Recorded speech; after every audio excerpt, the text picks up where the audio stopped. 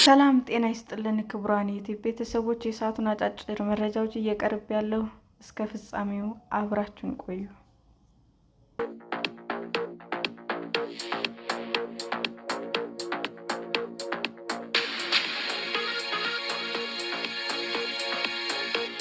ትራምፕ ኢራንን ከስምምነት ላይ ካልደረሰች በአንድ ምሽት እንደሚያጠፏት ዛቱ። የአሜሪካው ፕሬዝዳንት ዶናልድ ትራምፕ ኢራን የዓለማችን ወሳኝ የሆነውን የነዳጅ መተላለፊያን የሆርሙዝ ወሽመጥ እንድትከፍት ባስቀመጡት ቀነ ገደብ የማትስማማ ከሆነ በአንድ ሌሊት እንደሚያጠፏት አስጠነቀቁ።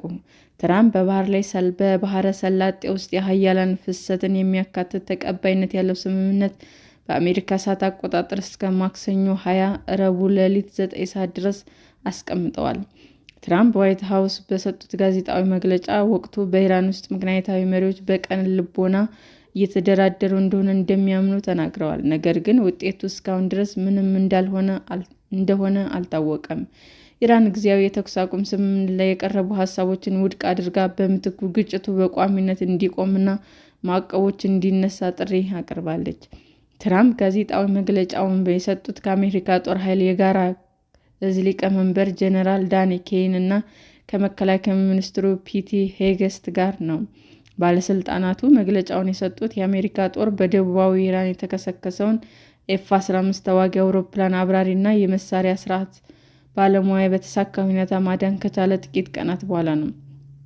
የትራምፕ አብዛኛው አስተያየቶች የበረራ አባላቱን ለማዳን የተደረገው ጀግንነት ማሞካሸት ላይ ያተኮረ ሲሆን፣ የሆርሙዝ የባህር ወሽመጥ ማክሰኞ በተያዘለት የጊዜ ገደብ እንደገና ካልተከፈተ አሜሪካ በኢራን የኃይል እና የትራንስፖርት መሠረተ ልማቶች ላይ ጥቃት ልትሰነዝር እንደምትችል በድጋሚ አስጠንቅቀዋል።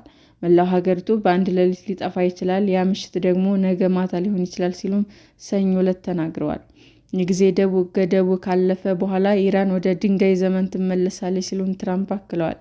ድልድይ አይኖራቸውም ያሉት ፕሬዝዳንት ትራምፕ ምንም አይነት የኃይል ማመንጫ አይኖራቸውም ሲሉም ዝተዋል። ኢራን ቀድሞ ሲል የአሜሪካን ጥያቄዎች ውድቅ ብታደርግም፣ ትራምፕ በተከታታይ የኢራን መሪዎች በአሜሪካ እና በእስራኤል ጥቃቶች ከተገደሉ በኋላ ቴህራን በቀን ልቦና እየተደራደረች እንደሆነ ያላቸውን ተስፋ መናገራቸውን ቀጥለዋል። የሚሆነውን እናያለን ሲሉም ያላቸውን ተስፋ ተናግረዋል። ይህ የተካሄደ ስላለ ውይይት መረጃ ያላቸው አንድ የቀጠናው ባለስልጣን በማንኛውም ድርድር ውስጥ ትርጉም ያለው ለውጥ ያለ ተኩስ አቁም ስምምነት ሊከናወን የሚችልበት እድል አነስተኛ ነው ብለዋል። ስማቸው እንዳይጠቀስ የጠየቁት ባለስልጣኑ የሚደረጉት ንግግሮች ውስብስብ የሆኑት የኮሙኒኬሽን መቋረጥ በመኖሩ ከኢራን ባለስልጣናት መልእክተኞችን ለማድረስም ሆነ ለመቀበል አስቸጋሪ በመሆኑ ነው ብለዋል። ለኢራን መልእክተኞችን ለማስተላለፍ እና ምላሽ በሚፈልገው ጊዜ ማግኘት አይቻልም ሲሉ ባለስልጣኑ ተናግረዋል። አማካይ ምላሽ የማገኘው ጊዜ 1 ቀን ወይም ከዚያ በላይ ነው።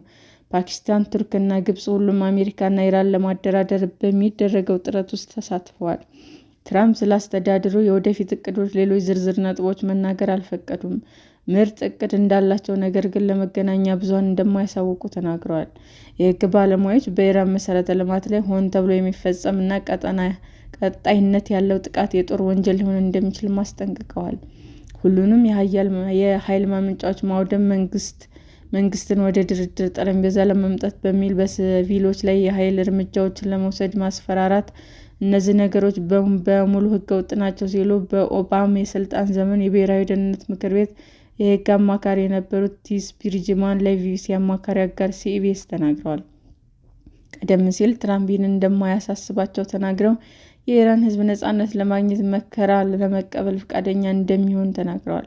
ፕሬዝዳንቱ በግጭቱ ወቅት ለአሜሪካ ድጋፍ ማድረግ አልቻሉም ያሏቸውን ቁልፍ አጋሮቻቸውን ዩኬ፣ ኔቶ እና ደቡብ ኮሪያ ላይ ዳግም ትችትን ሰንዝረዋል። ይህ በኔቶ ላይ ፈጽሞ የማይጠፋ ምልክት ነው ሲሉም አሜሪካ ዩኬን እንደማትፈልግ ተናግረዋል። አሜሪካ ጦርነቱ ከተጀመረበት ጊዜ ጀምሮ በኢራን ከ13,000 በላይ ጥቃቶችን መፈጸሟን ሰኞ ዕለት ከአሜሪካ ጦር ማዕከላዊ ኮማንዶ የወጣ መረጃ አመላክቷል።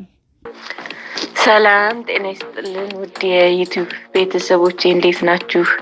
አዲስ ጀማሪ ነኝና ሰብስክራይብ ያደረጋችሁ አበረታቱኝ። አመሰግናለሁ። የዩቲዩብ አድማጮቻችን ለሰዓቱ ያቀረብኩላችሁ አጫጭር መረጃዎች ይህንን ይመስል ነበር። በሌላ መረጃ እስክንገናኝ ሼር፣ ላይክ፣ ሰብስክራይብ እንዲሁም ቢቀርብልን የምትሉት መረጃ ካለ ኮመንት እያደረጋችሁ ቸር ቆዩን።